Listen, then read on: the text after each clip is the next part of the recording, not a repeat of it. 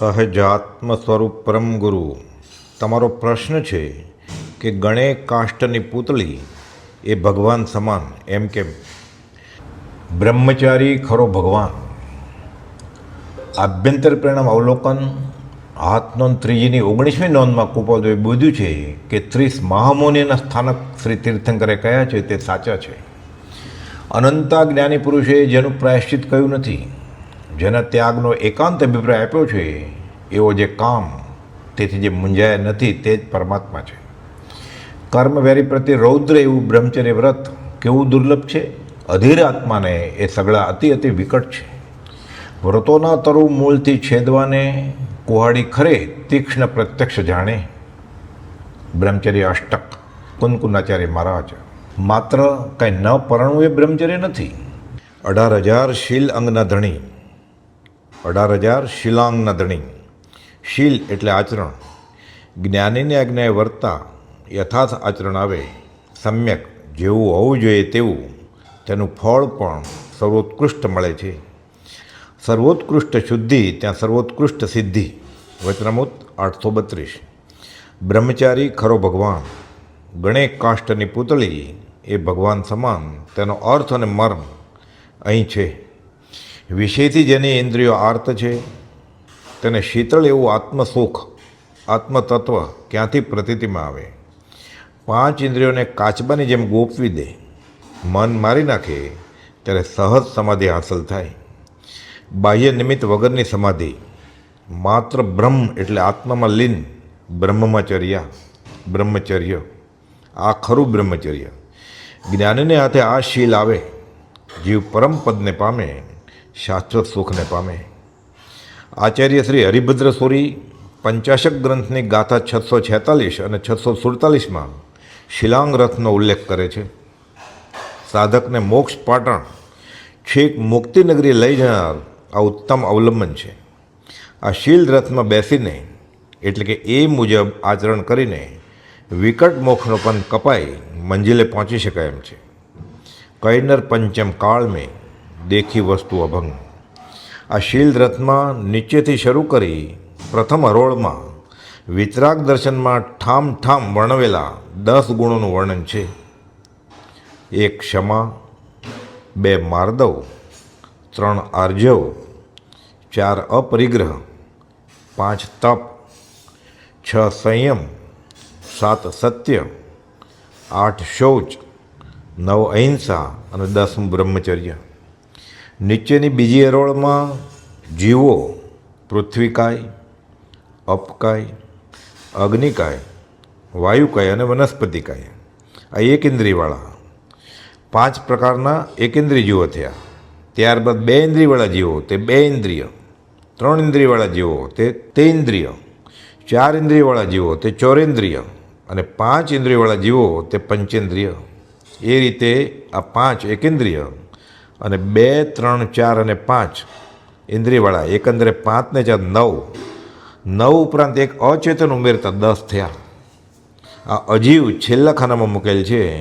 અહીં વિકલ્પ ઉઠે કે અજીવને ગણતરીમાં શા અર્થે લેવાના? 10 વૈકાલિક સૂત્રમાં સંયતિ ધર્મમાં 12મી ગાથા છે કે જે જીવ એટલે કે ચૈતન્યનું સ્વરૂપ જાણતો નથી, અજીવ એટલે કે જે જળનું સ્વરૂપ પણ જાણતો નથી, કે તે બંનેના તત્વને જાણતો નથી, તે સાધુ સંયમની વાત ક્યાંથી જાણે? જે સાધક જીવ અને અજીવના ભેદ ન જાણે તે સંયમમાં સ્થિર કઈ રીતે રહે? શિક્ષાપાઠ 82 તત્વબોધ ભાગ 1. ત્યાં કુપોદવે લખ્યું છે કે 10 વૈકાલિક સૂત્રમાં કથન છે કે જેણે જીવાજીવના ભાવ નથી જાણ્યા તે અબુધ સંયમમાં સ્થિર કેમ રહી શકશે? એ વચનામૃતનું તાત્પર્ય એમ છે કે તમે આત્મા અનાત્માના સ્વરૂપને જાણો. એ જાણવાની પરિપૂર્ણ આવશ્યકતા છે.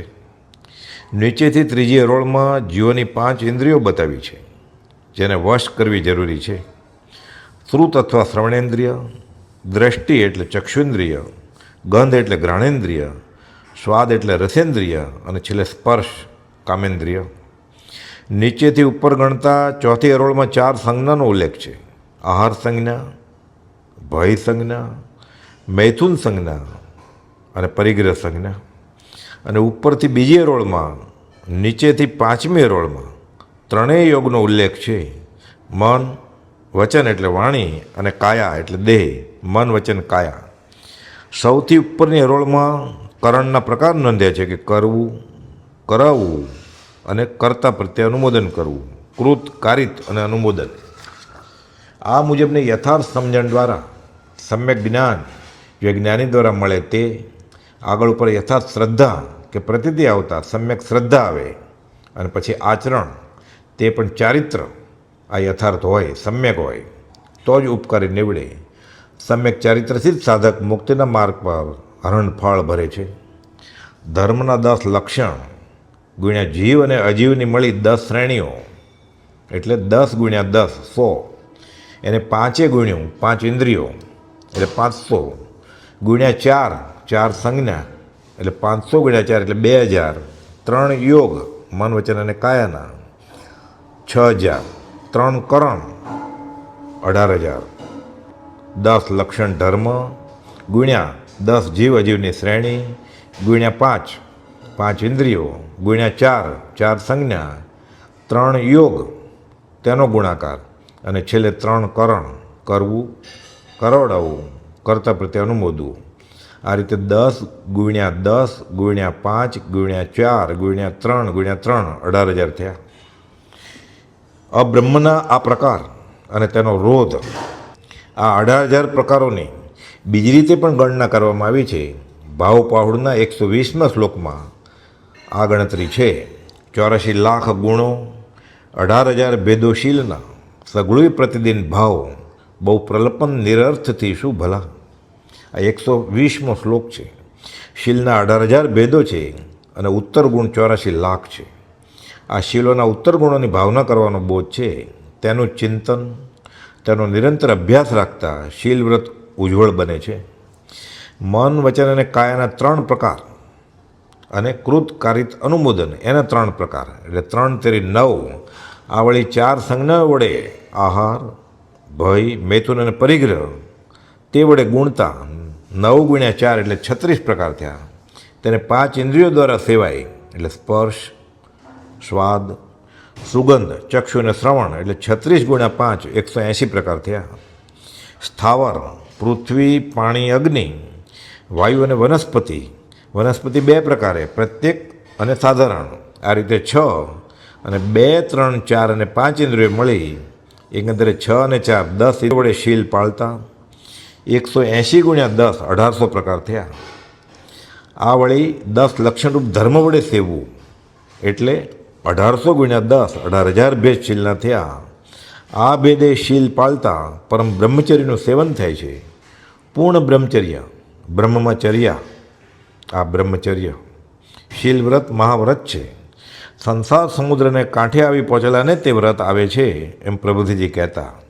નિરીખને નવ યૌવના લેશન વિષયની દાન. આ પદ અલૌકિક છે એમ પ્રભુજીજી કહેતા. કેમ કે બ્રહ્મચારી ખરો ભગવાન. જ્ઞાની પાસેથી દ્રવ્ય પણ શીલ એટલે કે બ્રહ્મચર્ય વ્રત આવ્યું તો તે સંકિત થવાનું કારણ છે. સહજાત્મ સ્વરૂપ પરમ ગુરુ